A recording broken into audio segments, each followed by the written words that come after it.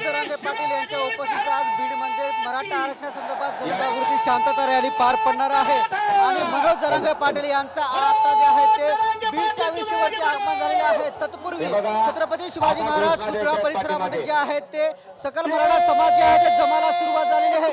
आपण जर या ठिकाणी बघत असाल तर या बीडच्या छत्रपती शिवाजी महाराज पुतळा परिसरामध्ये मोठ्या प्रमाणात मराठा बांधव जमलेले आहेत आणि हेच मराठा समाजाच्या बांधवांनी जे आहेत ते डीजेच्या तालावरती आता वेग धरलेला आहे। हे सगळे मराठा समाजाचे आहेत।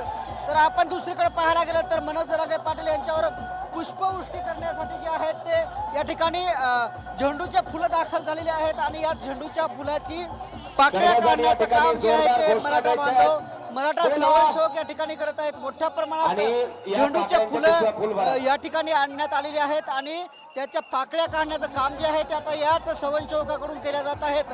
मनोज जरांगे पाटील यांचा अवघ्या काही वेळामध्ये आता बीड शहरामध्ये आगमन होणार आहे आणि त्यानंतर मनोज जरांगे पाटील यांच्या उपस्थितीमध्ये डॉक्टर बाबासाहेब आंबेडकर यांच्या पुतळा परिसरातून या रॅलीला सुरुवात आहे आणि या रॅलीमध्ये सहभागी होण्यासाठी आपल्या बीड नगरीमध्ये जे आहे ते मराठा बांधवांनी मोठी गर्दी केल्याचं पाहायला मिळत आहे।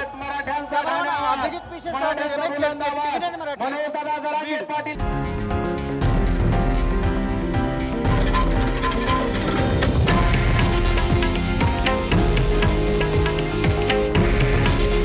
हे आहे देशातील नंबर 1 न्यूज नेटवर्क आणि आपण पाहत आहात TV9 मराठी। काळजी तुमची, हित महाराष्ट्राचं।